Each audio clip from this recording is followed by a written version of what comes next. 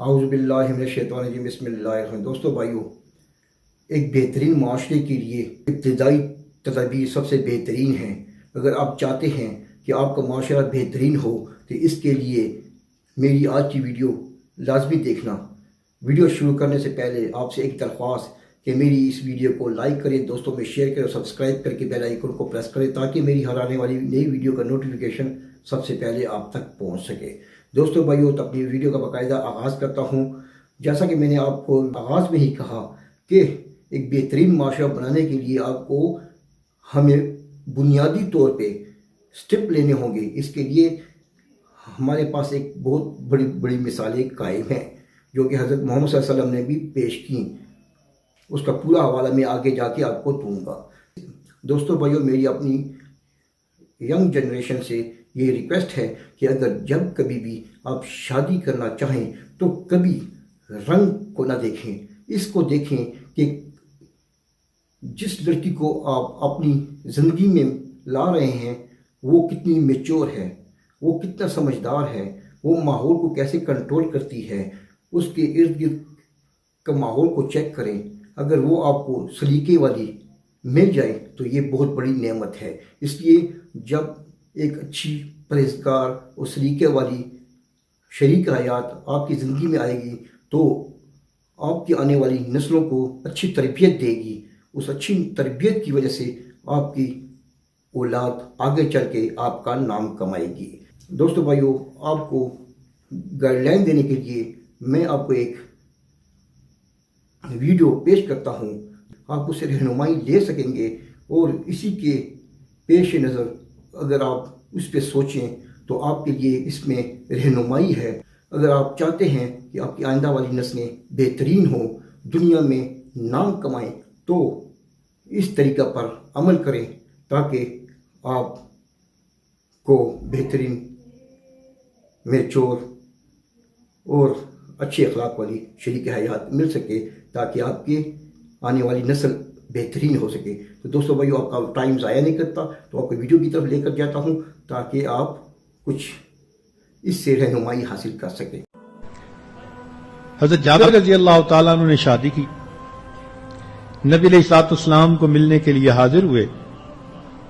پوچھا کہ جابر، تم نے کس سے شادی کی؟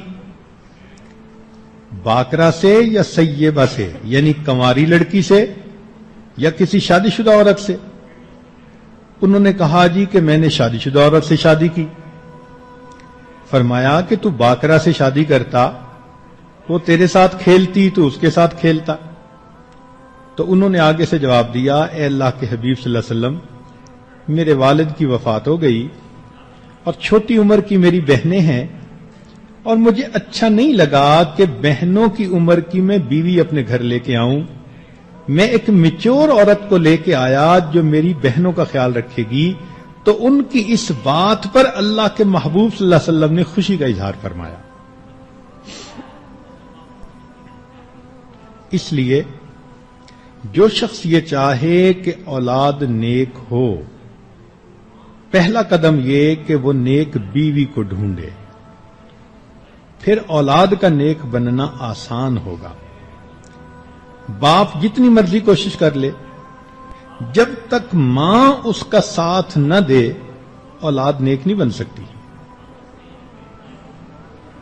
خامن بچوں کو سمجھا کے جاتا ہے، یہ کرو، یہ کرو، یہ مت کرو، یہ مت کرو، اور جب 1 گھنٹے کی نصیحت کر کے گھر سے نکلتا ہے تو پیچھے ماں بچوں کو کہہ دیتی ہے تمہارے باپ کا تو دماغ خراب ہے۔ اس ایک فکرے نے 1 گھنٹے کی وعظ و نصیحت کو دھو کے رکھ دیا۔ اولاد کیا نیک بنے گی؟ اس لیے پہلا پوائنٹ یہ کہ بیوی نیک ہو۔ نیک بیویاں نیک اولاد کا بنیادی سبب ہوتی ہیں۔ آگے تو ہر ایک کا اپنا نصیب ہوتا ہے، مگر عمومی اصول یہی ہے کہ ماں اگر نیک ہوگی تو وہ اپنی اولاد کو بھی نیکی سکھائے گی۔ اس کی دلیل سن لیجئے۔ 7ویں صدی ہجری میں جب تاتاریوں نے حملہ کیا اور مسلمانوں سے انہوں نے تخت و تاج کو چھین لیا، تو مسلمان اتنے کمزور تھے دفاعی اعتبار سے کہ کچھ بھی نہ کر سکے. تاتاریوں نے ان کے گھروں کو لوٹ لیا، ان کی نوجوان لڑکیوں کو اپنی بیویاں بنا لیا اور حکومت کرنے لگ گئے. اب یہ نوجوان مسلمان بچیاں جو ان کافروں کی بیویاں بنی مجبور تھیں، معذور تھیں، لیکن یہ نوجوان مسلمان بچیاں تھیں، ان کے اندر ادب آداب تھے، معاشرت اچھی تھی، اخلاق تھے. تو اگرچہ ان کے شوہر وہ کافر تھے، ان بیویوں نے اپنے شوہروں کے ساتھ حسن سلوک کا معاملہ کیا تو خاوند بڑے متاثر ہوئے. اور کچھ سالوں میں جب انہوں نے ان کی زندگی کو دیکھا تو وہ کہنے لگے کہ اچھا اگر ہماری اولاد ہوئی تو تم ان کو وہی اخلاق سکھانا جو تم خود سیکھ چکی ہو. چنانچہ ان نوجوان بچیوں کو گھروں میں اجازت مل گئی. انہوں نے اپنے بچوں کو دین سکھانا شروع کیا. یہ بچے جب 25-30 سال کے ہو کر جوان ہوئے تو مسلمان ماؤں کی اولاد تھے. انہوں نے اپنے اسلام کا اظہار کیا اور اللہ نے سارے تاتاریوں کو پھر کلمہ پڑھ کر مسلمان ہونے کی توفیق عطا فرمائی. کون کہتا ہے کہ تاتاریوں سے تلوار کے ذریعے حکومت کو چھینا گیا؟ نہیں، ایک خاموش محنت تھی. امت کی نیک بیٹیوں نے گھروں کے اندر مومن تیار کیے، اللہ کے دین کے راستے کے مجاہد تیار کیے، اور یہ جب جوان ہوئے تو اسلام کی سرخروئی کا سبب بن گئے. اس لیے اللہ تعالی نیک والدین کا دنیا میں بھی لحاظ فرماتے ہیں، آخرت میں بھی لحاظ فرماتے ہیں. سورہ کہف کے اندر حضرت خضر علیہ الصلوۃ والسلام نے 2 یتیم بچوں کی دیوار جو گرنے والی تھی اس کو تعمیر کر دیا، اور پھر وجہ یہ بتائی کہ تعمیر اس لیے کیا وَكَانَ أَبُوهُمَا صَالِحًا. دیکھیں اللہ تعالیٰ ان یتیم بچوں کا لحاظ فرماتے ہیں کہ ان کے باپ نیک تھے. تو نیک ماں باپ کا لحاظ دنیا میں بھی اور نیک ماں باپ کا لحاظ آخرت میں بھی. وہ کیسے؟ کہ اولاد قیامت کے دن پہنچے گی، اپنی طرف سے نیکی کی کوشش کرتی ہوگی مگر ماں باپ کے درجے کو نہیں پہنچ سکے گی، تو اللہ تعالیٰ فرمائیں گے کہ اچھا تم چونکہ فلاں کی اولاد ہو اور تم نے کوشش کی، چلے ہم تمہارا حشر انہی کے ساتھ.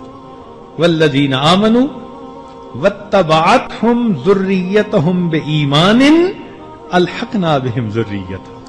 دیکھا قرآن مجید نے مہر لگا دی کہ اللہ تعالیٰ ایسی اولادوں کو ماں باپ کے ساتھ ملحق فرما دیں گے. اولاد کے لیے نیک ان کو کیسے بنایا جائے یہ ایک مستقل مضمون ہے، اور کئی دنوں کی مجالس میں انسان اس بات کو سمجھ سکتا ہے کہ ہمیں اپنے بچے کو نیک اور دیندار کیسے بنانا ہے. اسی لیے اس رمضان المبارک میں جتنے بھی ایام ہوں گے ان میں اولاد کی تربیت ہی کے مضمون کو کھولا جائے گا، کیونکہ اہم عنوان ہے.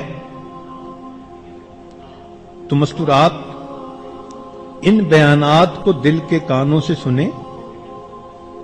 جو پوائنٹس لکھ سکتی ہیں نوجوان بچیاں وہ اس کو قلم بند کریں، گھروں میں اس کے پھر مذاکرے کریں. میاں بیوی بچیاں آپس میں بیٹھ کے مذاکرے کریں تاکہ اولاد کو تربیت اچھی کرنے کا ہمیں علم حاصل ہو جائے. جب یہ سارے ایام بیانات آپ سن لیں گی تو آخر پہ آپ کا دل کہے گا کہ یہ تو اتنی اہم باتیں ہیں کہ ہر بچی کو شادی سے پہلے اس کورس کا پڑھنا ضروری ہے. دوستو بھائیو، اگر آج کی ویڈیو آپ کو اچھی لگی تو اسے لائک کریں، دوستوں میں شیئر کریں، سبسکرائب کر کے بیل آئیکن کو پریس کریں تاکہ میری ہر آنے والی نئی ویڈیو کا نوٹیفیکیشن سب سے پہلے آپ تک پہنچ گئے. دوستو بھائیو، مجھے آپ اجازت دیجیے تاکہ میں آپ کے لیے اسے بہترین ویڈیو پیش کر سکوں. تب تک کے لیے خدا حافظ.